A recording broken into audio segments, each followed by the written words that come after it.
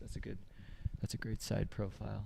This is good side profile of the Brooks Cascadia microphone. Excellent side edition. profile. But yeah, just microphone etiquette. Just don't put it in your mouth. Don't sneeze into the microphone. I think that's pretty much it. And with that, we are back. I hope I didn't blow out Scott's ears there, because no, we're good. We're back. This is another episode of Singletrack's Thursday coverage ahead of the 2024 Western States 100. A little bit of station identification. A huge thanks to Brooks for making all of this coverage, this content possible this week. We actually have two people from Brooks here in studio. We're going to be talking on two kind of interweaving topics. One, just like general state of the Brooks Trail team. We have Jordan Hamm here, who's the athlete marketing manager, and also updates to Brooks's shoe line. We have the Cascadia 18 in front of us, and here to riff on that is Bryan Bhark, who is not only a Brooks Trail team athlete, but also works in product. Welcome, both of you. I guess starting with Bryan, how are you feeling today? So excited to be here. It's good to see both of you. Brett, great to finally meet you. Yep. So excited for this. Yeah, same. It is great to be here. Living the dream, guys, actually. Yeah. To be here, chatting with you guys out here for Western States. Supporting Brooks athletes. Excited to be here.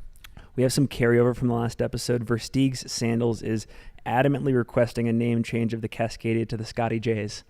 Yeah. Which one of you is able to make that happen? Like, is there a board that has to vote on? I mean, I know the name Cascadia is probably pretty solidified in the Brooks lineup, but like, there's some equity in that name, yeah. But maybe a Scotty J edition. I mean, there's like the National Park edition. There was a Scott Jurek one too, right? Yeah, with like there the was Western States.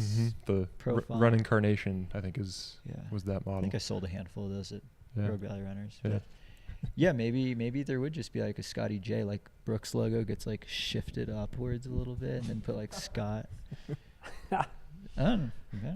I think we're onto something. Well, I think Versteeg's Sandals. It's funny that it's Versteeg's Sandals is the one who had the really good shoe idea. So I think where we should start this conversation, Brooks has a really interesting history of involvement in the trail scene. I mean, dating back to, when people think about Scott Jurek and they think about his commercial associations in the sport, it's Brooks, right? Like he has lived that brand for the last 15 going on 20-ish years. On that wavelength, talk about how Brooks is currently thinking about investments in the trail scene and how that has maybe changed over the last couple years. Yeah, it's a great way to kind of set it up. When thinking about the athletes that we're working with and how they are the future influencers. I mean, in the trail space, the athletes, they carry so much weight in how just the everyday trail runner is getting out, what they're buying, what they're using out on the trail, and so finding those athletes that could potentially be the next Scott Jurek. That's a pipe dream. That's hard to find an athlete to be as big as Scott. I think in this day and age, because the trail space on the elite side has gotten more and more competitive. But so we kind of look at it as kind of a two different tiers, I guess, if one way to put it is, the athlete that's going to make, an instant impact, and then the athlete that we can, develop. And all of it is looking, long-term, when working with athletes, and that it's, there is a vision that we're working towards. I was in my limited free time this week, late at night, I caught some recap of the NBA draft, which I think was 2 nights ago. And that was a constant theme of trying to pick out the needles in the haystack, doing as much research as possible, hoping to have that franchise player that's going to just carry weight, carry the brand to new heights in future years. That's got to be a fun part of the job. Playing that guessing game, having draft classes of athletes, really monitoring the Strava segments, the races, it just seems so cool. It is. It's a lot of fun. And I'm a big hockey fan as well. And so I would, in some ways, I feel like in basketball, like, you know who the superstars are going to be. I feel like in hockey, when it gets to that draft, it's the 6th, 7th, draft pick that goes on to become like a superstar, that they're just a workhorse. And I think trail athletes, they are workhorses. So trying to find that athlete that has shown potential and just has that runway there. Brian, I actually have to bring you into this conversation. There's another suggestion in the chat. Blimp Captain says, Mean Bean would be a great name for a string bean signature shoe. Joe would love that. He absolutely would love that, yeah. What would a string bean signature shoe look like? That's a good question. So his primary shoe is the Divide, which is a shoe that we don't have here right now. But it's actually kind of marketed as like the intro kind of road to trail shoe. He prefers something that's a bit lighter weight. But it is it's interesting. Yeah. I would say the Divide is basically a Ghost with a trail outsole on it. Okay. That's a great selling It's point. very much based on a road running sole unit template. It's got a really flexible, breathable upper, and then the outsole is Trail Tack, which is our trail outsole rubber compound. Yeah, there's no runner on the face of the planet that hasn't tried on a Brooks Ghost. So if you're trail curious, Divide. That's easy. Was that the shoe you sold the most often at Rogue Valley?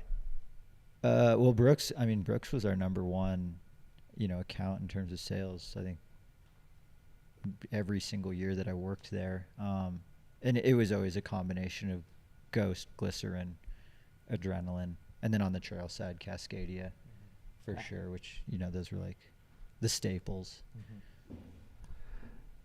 So you mentioned that there's like two types of athletes that you recruit for on the trail team. Maybe there are these like sort of young guns, up and comers, people that you want to place a bet on, and you kind of see a vision for them kind of taking off in the sport. But then I'm guessing there's this other component, right? Like Scott and I were with you back in February and March around trail team camp, and you have people like Joe McConaughey, Brian, Hillary Allen, people that are still successful but veterans of the sport.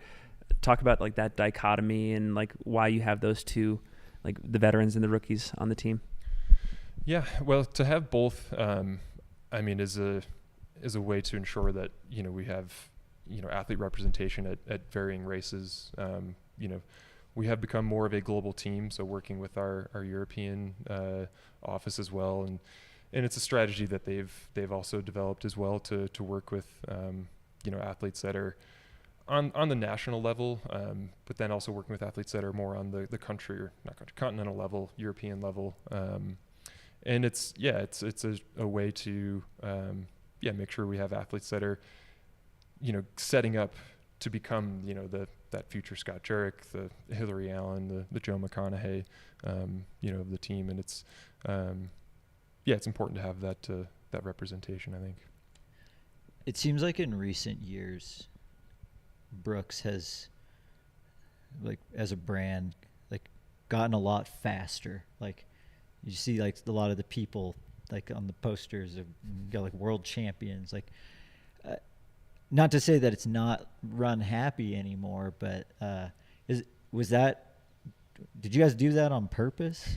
Like, all of a sudden, we're like, we got people in Brooks shoes just, like, absolutely dusting people. Yeah, it was intentional. I appreciate you pointing that out, and happy to hear that that's being picked up on. But that's this isn't an official term, but it's kind of like a Josh Kerr effect. I mean, you have an athlete that goes out and wins, a major global title, the World Championship 1500 last year, and we're now seeing it. Nia Akins going out and becoming a 2-time US 800 meter champion, and it.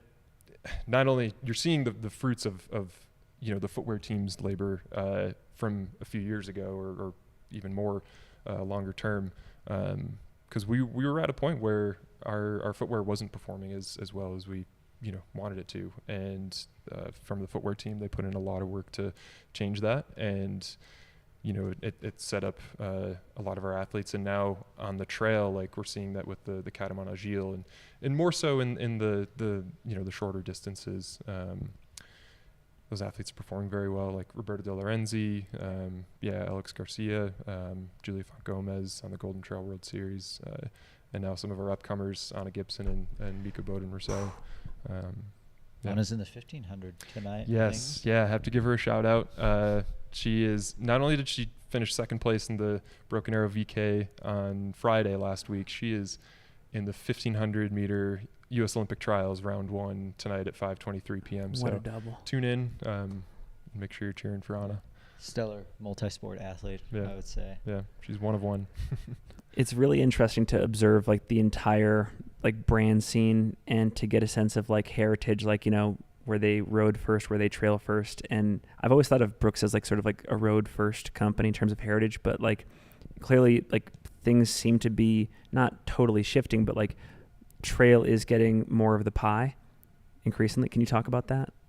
Like, is that going to be a priority in years to come? Like, will we see more of Brooks in the trail scene like we see Hoka, Solomon, et cetera? It is a priority. It is, as far as like different markets go, so in North America and in over in Europe, there are different priorities there.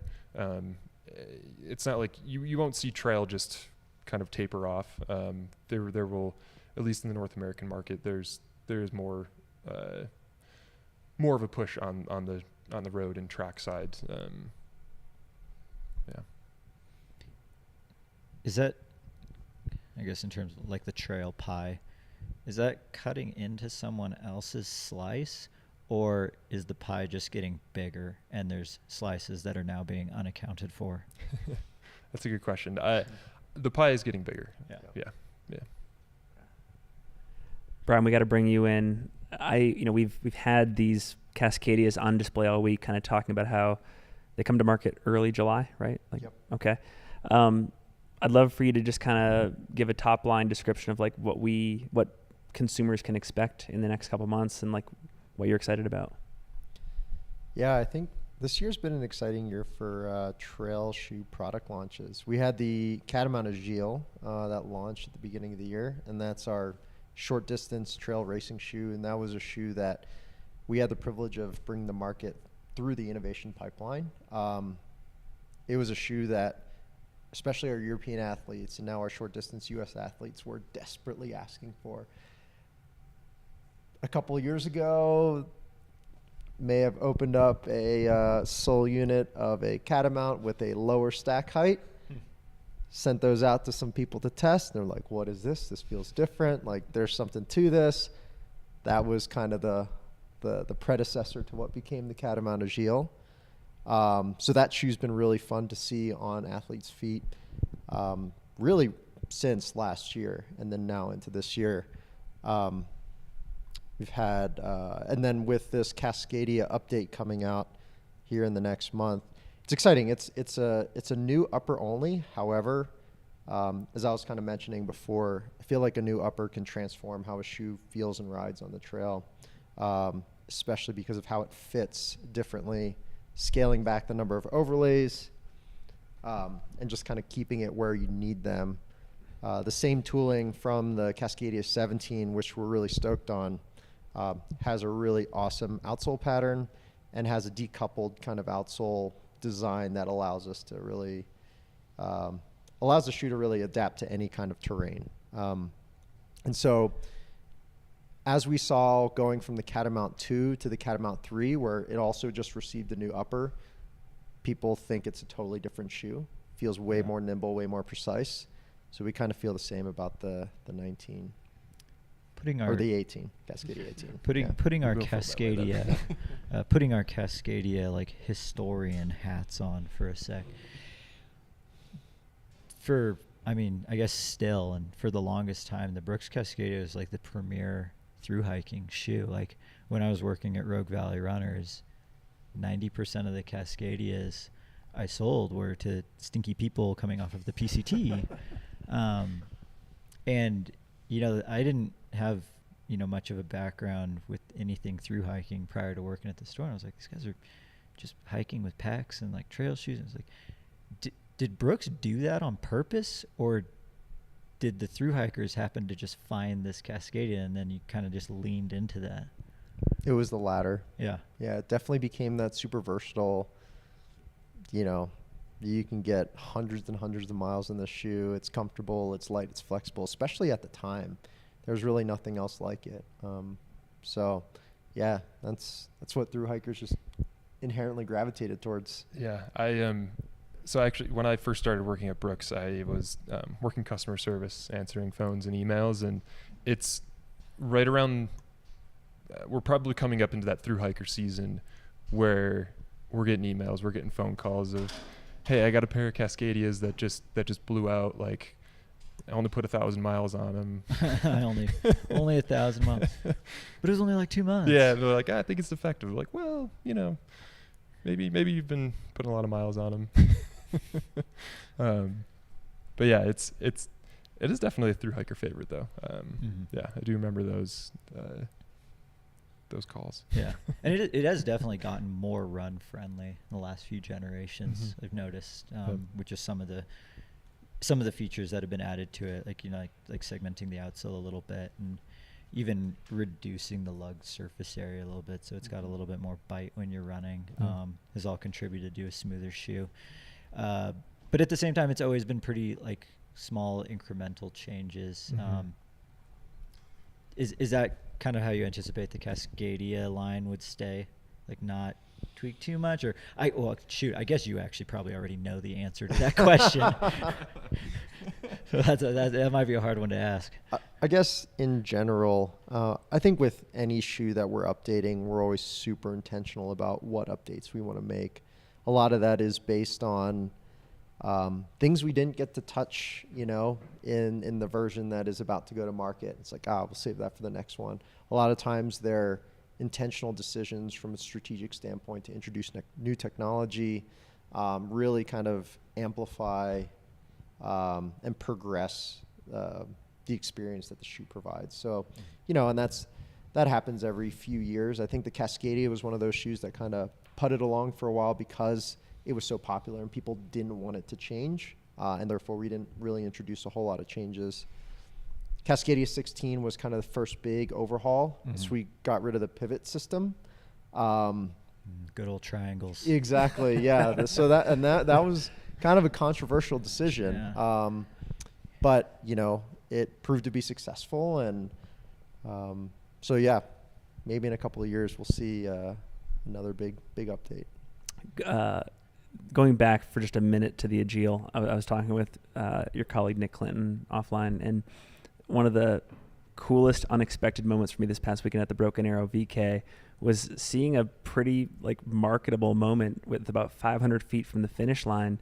Mika Bowden-Rousseau, in a desperate fight for third place, overtakes Christian Allen, and it was really a technology battle because one was slipping and the other was one not. was slipping and the other was We're not. Name brand. We're not even going to name brands. Just go watch it. But like, go watch the clip. Go watch the clip. Go watch the clip. And we just lost a light. Oh no.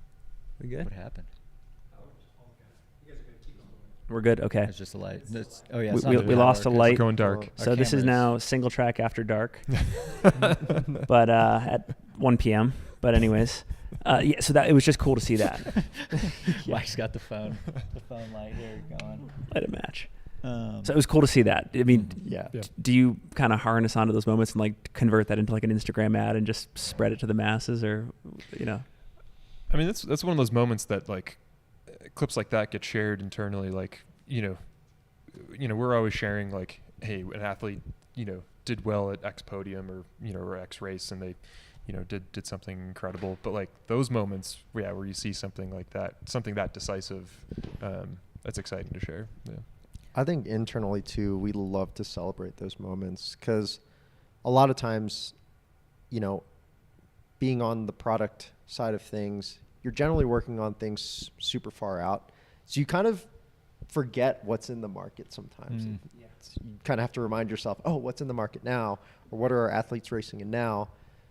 And so it's a really good reminder that like the product's working. And I think it's one of those things that product people take a lot of pride in. It's kind of that feedback loop of like, whoa, the work that the team put in is paying off. And so it's really great highlighting those wins from a product standpoint. Brian, how far into the future are you living? We're back. What year do you live in? What year are you in? Yeah. I think a lot of people don't know, like, who aren't, like, haven't, like, worked within the footwear industry, don't know, like, how far ahead these brands are looking at footwear, because it's not like we're just looking at fall 24 or even spring 25. It's like you're in the year 4000, huh? Yeah, pretty much. I would say I'm really fortunate to be on the innovation team and have been there for more than half the time I've been at Brooks now. So going on 9 years at Brooks. And I feel like at this point in time, I'm somewhere between...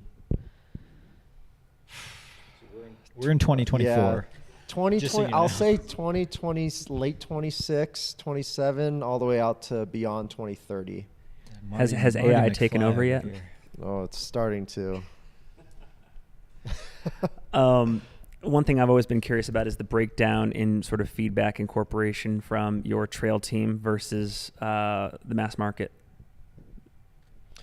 Yeah, that's a great question. We have an amazing run research team that's broken up into research scientists that do the biomechanics, metabolic testing, and then we have run perception testers who handle all of our wear testing. And so when we get rounds of wear test samples in, especially on the trail side, as many of our trail athletes fit those specific sizes at those point in times, they're running in those shoes. Oftentimes, if we're building a trail shoe on the innovation side, there's a little bit more leverage to open more sizes earlier. So we're generally going wider earlier on. And also, we might have a more focused kind of size range that we can open based on who the key athletes we need to test are. What's Brooks's main sample size? Men's 9, women's 8.5. Oh, damn it. Yeah. I'm a 10. I'm basically a 10 too. Okay. So Yeah, that's Petition to change the sample size to a 10. innovation yeah. samples. 10, Okay. 10's a good size. Okay. Yeah. Okay. We'll chat more Yep. after this. How do you think about differentiation in the trail running market? Like when you look at what Solomon's doing, Hoka, Nike, et cetera, is there a place where you feel like you can show up and be different and provide value to the market? Is that something you can even talk about right now? Like, Definitely some things going on in the future. I would say for now, we bring a lot of know-how from our roadside because we're rooted in fit, feel, and ride. Those things are supremely important on the roadside, and being able to carry that over in trail capacity has proved to be super valuable. I think people come to expect a certain type of fit when putting on a Brooks shoe. They don't expect heel slip, blisters, all of those things, and just supreme comfort no matter what trail shoe you're running in. It's all about that step and feel. I mean, how many times have I said the word step and feel to you? dude, last comes first. It does. It really does. Looking at like Brooks's lineup of trail shoes, I know there's always a fine line between like releasing new models and it's like not flooding, your consumer base with like 10 different new shoes. So there's like five Brooks silhouettes right now. Yeah. Do you feel like that's a good spot? Is there room for more? Are there any like holes that you see that can be filled with another shoe? How do you feel about the I don't know, not the quality, the quantity of I the think current trail lineup? 5 does a great job of covering 95% of the bases out there. I think there's always opportunity to look at how we shift certain shoes to provide different benefits, but from a retail standpoint, a brand awareness standpoint, 5 is like pretty solid. Yeah, and in each of those 5 models currently, like they serve a very specific purpose. They're all pretty different. Yeah. There's not a ton of overlap. Yeah. The distinction is really important. Yeah, and even when you look at our road line, I feel like that's also how we approach it. Yeah. Jordan, maybe this question is directed towards you and the trail team. Brett and I were doing a predictions episode yesterday with Danny Moreno, and one of the categories was free agent most likely to sign after this year's race. And it makes me wonder, like, well, there's a lot of people out here watching and listening that are like up and coming runners, could be the future of the sport. Are you actively looking for athletes right now? Like, are you going to be at this race on Saturday? Are the scouts out? Are the scouts out? The scouting hat is always on.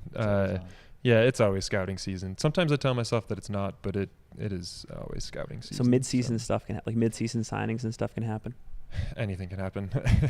It's trail. It's the Wild West. It's the Wild West, exactly. There's no stack height rules. There's no signing rules. There's no bedtimes. Yeah.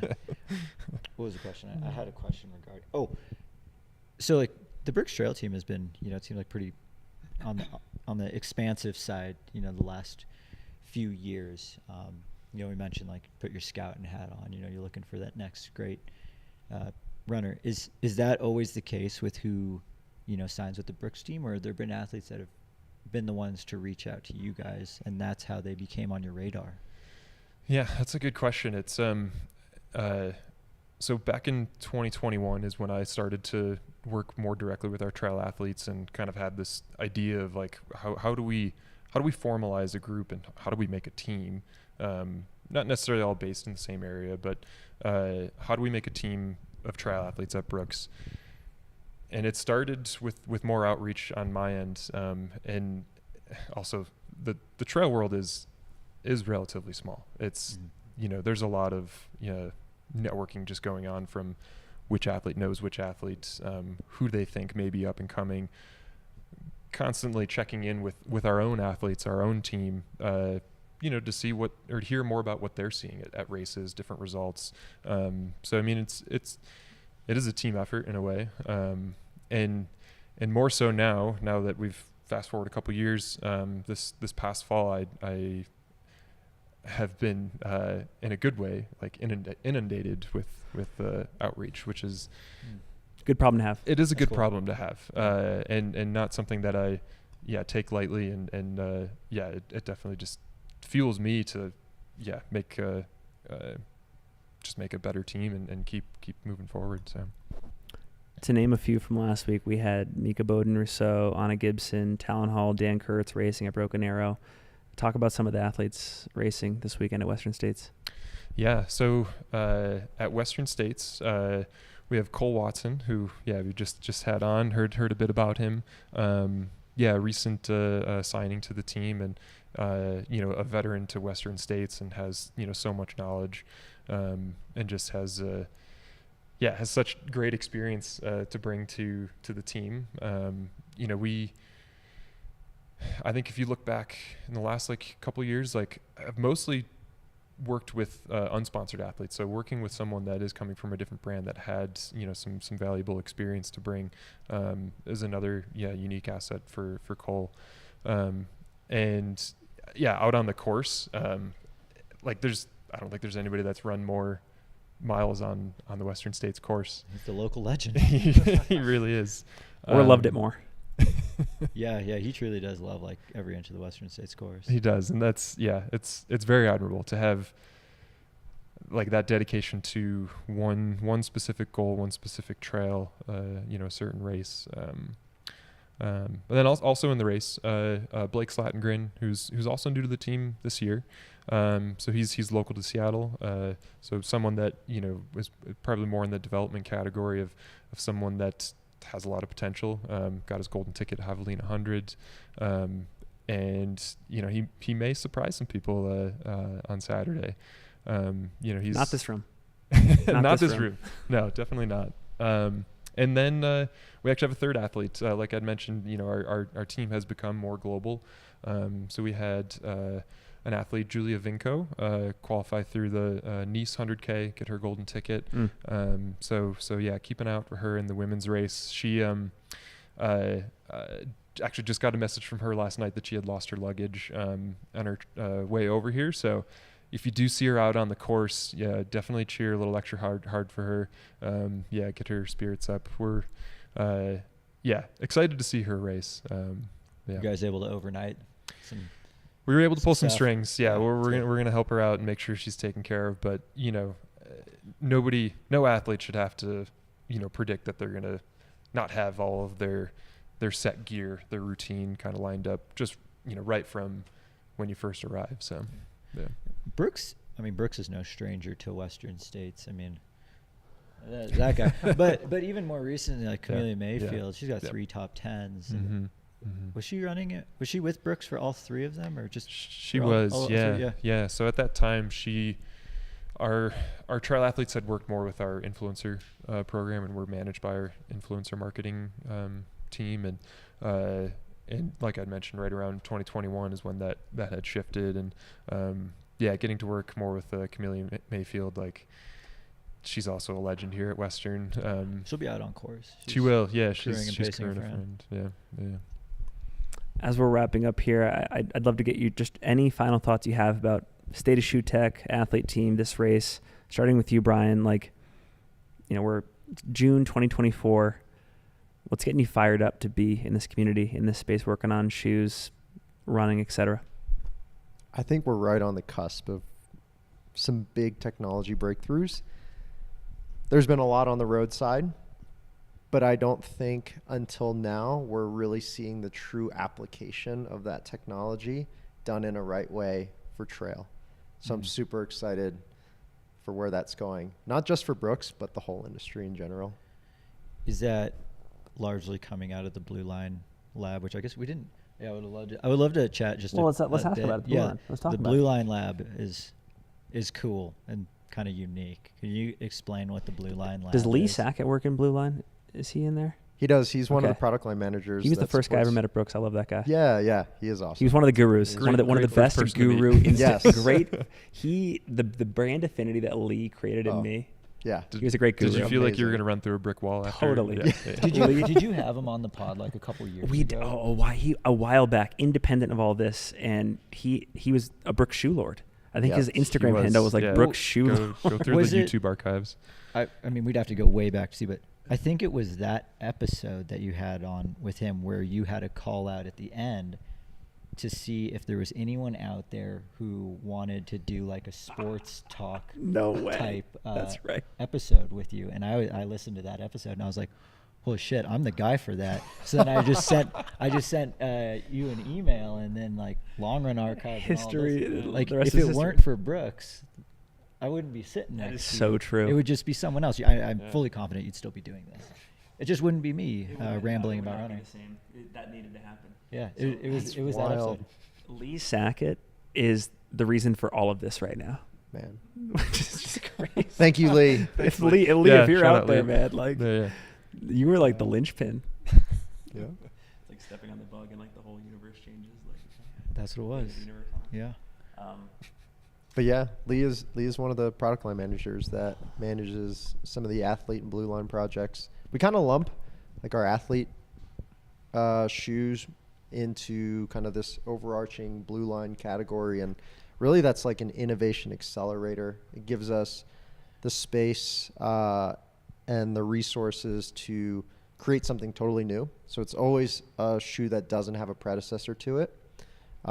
Typically, it's going to launch with a new technology, i.e. a new foam.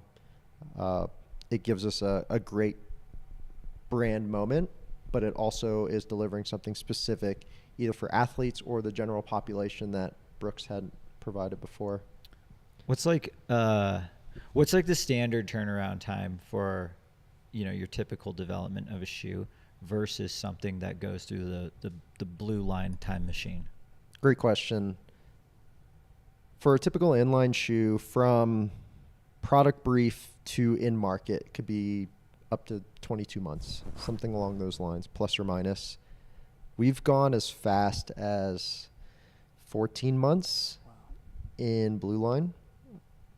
That's actually been for... Would that be for like Josh Kerr? If Josh is like, I need this, or I have this little thing off, and you're catering to Josh in those 14 months? Exactly. Okay. Yep.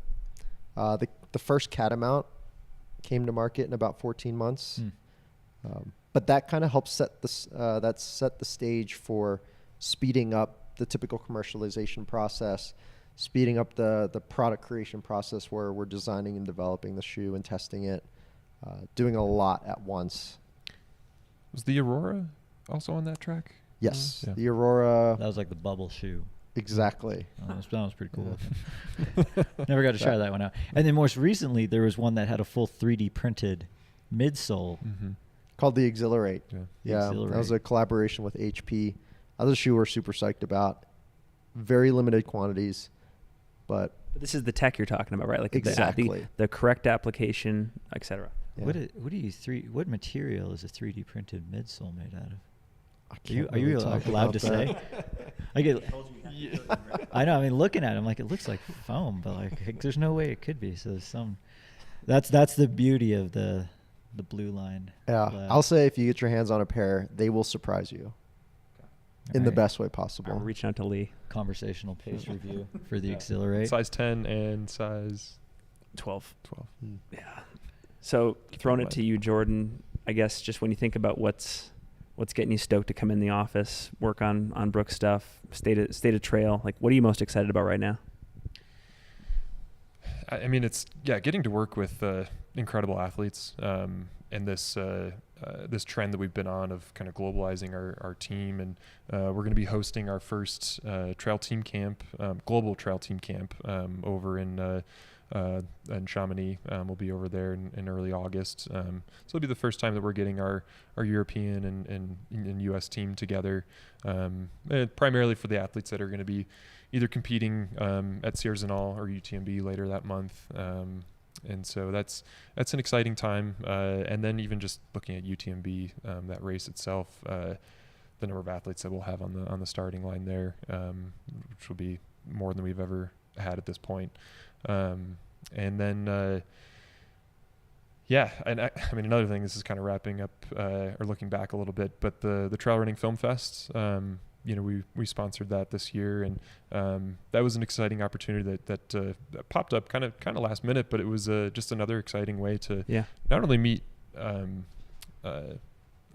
meet more athletes, but just meeting more trail runners in general, and just being able to meet trail runners where they are when they're not running.